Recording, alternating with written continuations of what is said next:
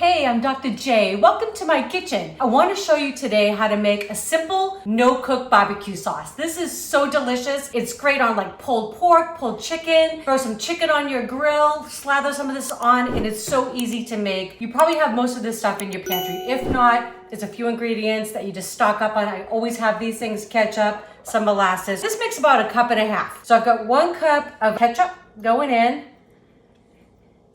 And I like an organic brand. Basically, it just has tomatoes, some sugar, a little vinegar in there. It doesn't have, 20 ingredients in the ketchup. We're becoming more and more aware, right, of foods that just aren't that great for us. I'm trying to do just a little bit better. I've got 1/4 cup of dark brown sugar. If you don't have dark, you can absolutely use light. The dark sugar just has more molasses in it. That's all. Okay, this is 2 teaspoons of the Worcestershire sauce, or I'll sometimes call it what that here sauce is, because it's like a tongue twister for me. Okay, got 1/4 cup of brown mustard. And again, it's fun to make these things on your own, because if you wanted to use a Dijon, or if you wanted to use a yellow mustard, all of that would be great. This is my molasses going in. It's gonna give it that really rich, sweet flavor. It's just so good, so good.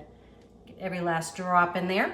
And then this is 3 tablespoons of rice vinegar. I love this stuff, but you could absolutely substitute a regular white vinegar. You could use an apple cider vinegar. You could even use a red wine vinegar. They'd all be good. They just give you a little different zip, a little tang.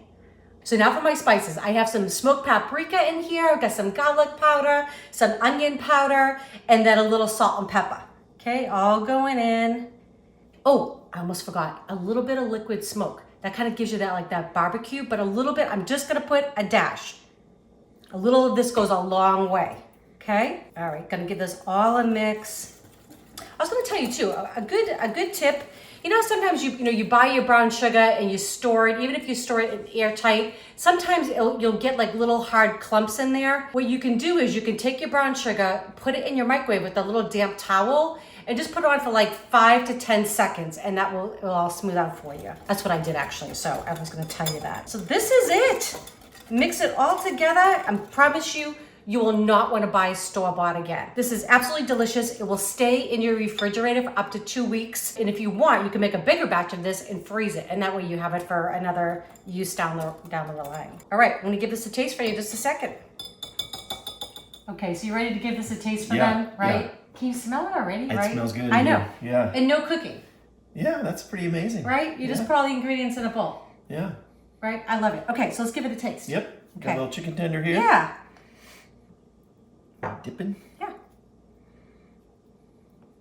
Mm. Yeah. Wow. Oh yeah. Mm.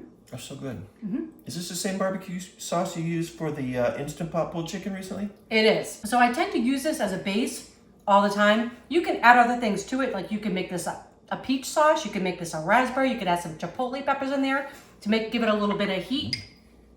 But this is so tangy and delicious, and I love that smoke. Yeah. So you get the smoke from the smoked paprika, but also from our liquid smoke. Delicious. I hope you enjoy these recipes. If you do, please share with your friends and family. If you have not subscribed yet, please do, and don't forget to click that bell. Okay, that way you know when our next video is coming out. Love you all.